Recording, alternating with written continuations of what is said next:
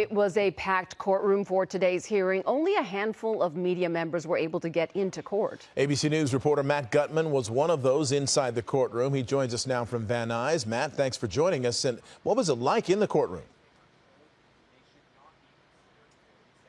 I don't think I've ever seen anything like it, Mark.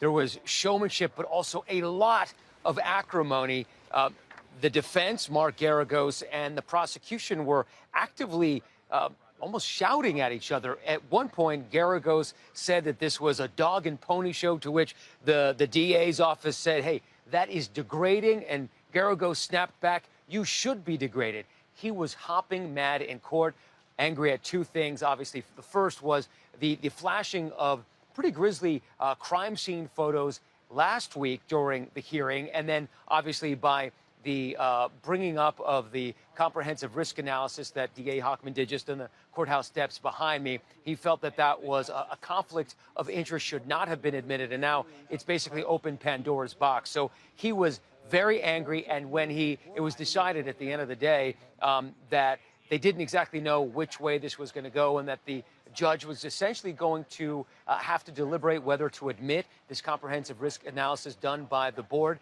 Garagos came out of the judge's chambers, signaled to the entire family, about 20 people, and his attorneys did this. Everybody walked out en masse at once. I've never seen anything like it. Eventually, he came back and he asked for the court to be pushed until May 9th, until he can try to get DA Hochman removed from the case. But theatrics like I don't think I've ever seen before in court, Mark. Yeah, dramatic. Well, the Menendez brothers are joining court remotely. Did they have any reactions that stood out to you? Yeah.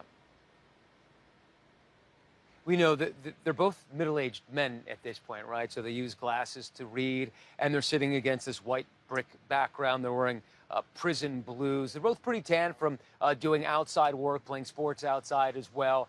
And, you know, Team Menendez has been extremely optimistic about the prognosis of actually getting them at least towards parole because of the resentencing hearings that were scheduled today and tomorrow. They thought at least maybe they'd get 50 to life, maybe it'd get even bumped down to manslaughter, and they could walk free almost imminently. And you could see the looks on their faces begin to change as they realized that it's not going to happen. That not only is that resentencing hearing not going to go forward today and tomorrow, but it's not even going to be heard on May 9th. So the next big milestone for the brothers is going to be June 13th. That's when the parole board meets. That's a separate track that was initiated, fast track, by Governor Newsom. That's going to meet then. That's probably their best chance at this point, so they're going to have to wait. And I think you could tell some of the disappointment on their faces. Obviously, they've suffered many of them over the past 35 years or so, Giovanna. Indeed. All right. Matt Gutman, ABC News reporter, thank you for joining us.